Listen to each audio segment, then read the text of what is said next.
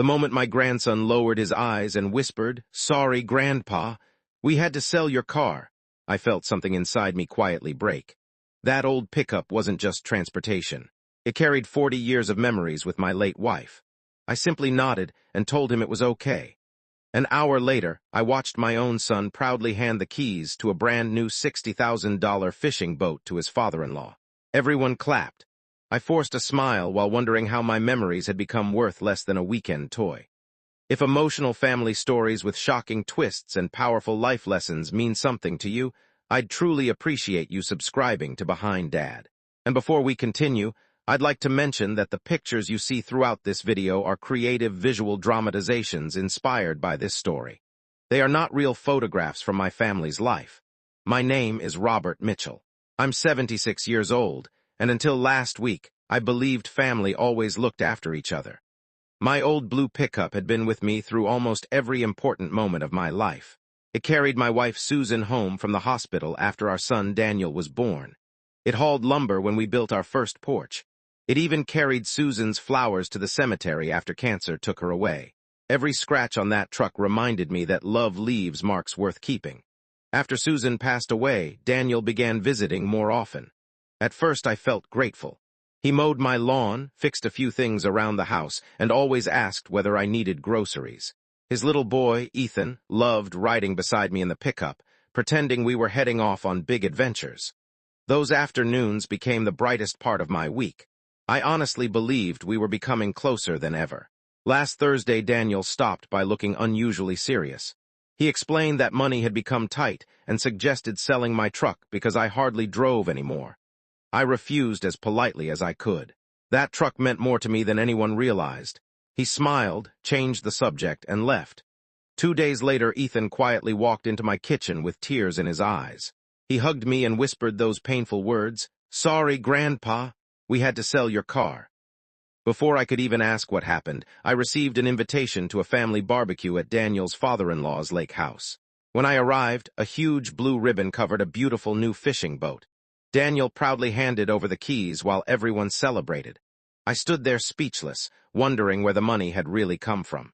3 days later, someone knocked on my front door. A well-dressed man stood there holding a thick court file and quietly asked, "Mr. Mitchell, may I come in? We need to talk about your truck." The man introduced himself as Thomas Reed, the registered owner of the fishing boat Daniel had proudly given his father-in-law. He wasn't angry. He looked disappointed more than anything else. He placed a thick court file on my kitchen table and quietly asked if I had ever signed documents allowing anyone to sell my blue pickup. I answered immediately, "No, never." Thomas slowly nodded as if he already knew what my answer would be. Then he opened the file and spread several documents across the table. My hands began shaking before I even read the first page. Inside were copies of the truck's title transfer, bank records, and a sales agreement carrying what looked like my signature. I stared at it for several seconds before saying, "That's not my handwriting." Thomas leaned forward and calmly explained that he had purchased the pickup from Daniel only 4 days earlier. Daniel had claimed he held legal authority to sell it because I was supposedly no longer able to manage my affairs. Thomas believed every word because the paperwork appeared complete. But after driving the truck home, he found an old registration card in the glove compartment with my direct phone number. Something didn't feel right, so instead of ignoring his doubts, he called an attorney and began asking questions. That's why he was now sitting in my kitchen. As I listened, I felt something far heavier than anger. My chest hurt with disappointment. I kept remembering every baseball game I attended for Daniel, every extra shift I worked so he could attend college, every Christmas morning when I sacrificed my own wishes to make his come true. I never imagined the child I raised would sign my name without permission. My heart wasn't breaking because of the truck anymore. It was breaking because trust had quietly disappeared. Thomas then surprised me again. He admitted he had not registered the truck in his own name because the attorney immediately noticed serious legal problems with the paperwork. Instead, they filed an emergency petition to freeze the ownership transfer until everything could be verified. He gently slid one final sealed envelope across the table. On the front were the words, "Evidence to be opened with legal counsel present." Before I could ask another question, Attorney Michael Harris walked through my front door carrying another folder. He looked directly at me and quietly said, "Robert, What we're about to uncover is much bigger than one truck. Attorney Michael Harris carefully opened the sealed envelope while Thomas Reed quietly sat beside me. The room felt unusually cold. My hands wouldn't stop shaking.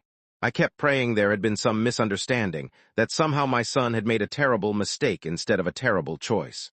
Michael slowly removed several certified documents, along with copies of emails, text messages, and financial records. As he organized everything on the table, he looked at me with sympathy. "Robert," he said softly, "Thomas did the right thing by stopping the transfer. If he hadn't, this would have become much harder to fix." The evidence painted a heartbreaking picture. Daniel hadn't sold my pickup because he needed grocery money or emergency bills paid. He had secretly used my truck as part of a private deal to help pay for the brand-new fishing boat he promised his father-in-law months earlier. The dealership accepted my truck as a trade-in, and Daniel covered the remaining balance with a loan. He never expected anyone to question the paperwork. Seeing those records made my stomach turn.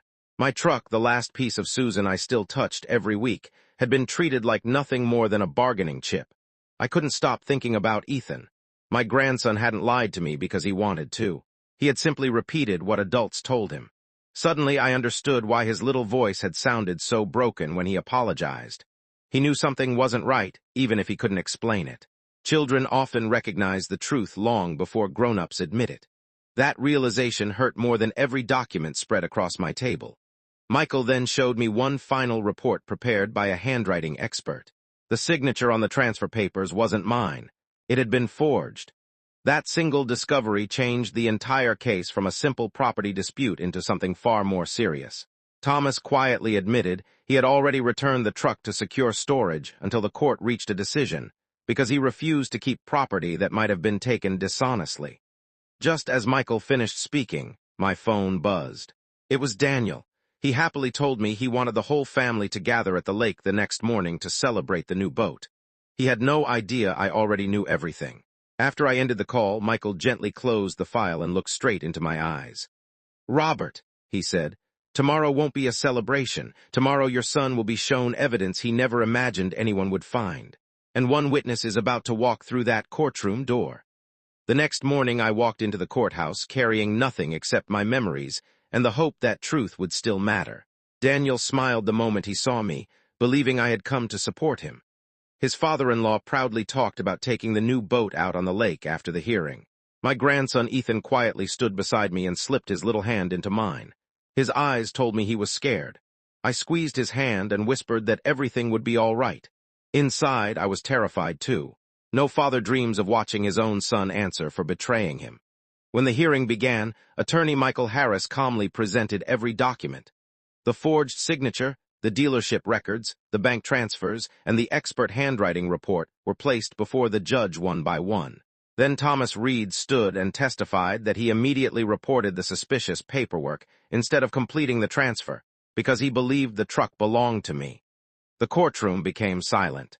Daniel tried to explain that he only wanted to help his father-in-law and planned to tell me later, but every excuse collapsed under the evidence. The judge looked directly at him and asked one simple question.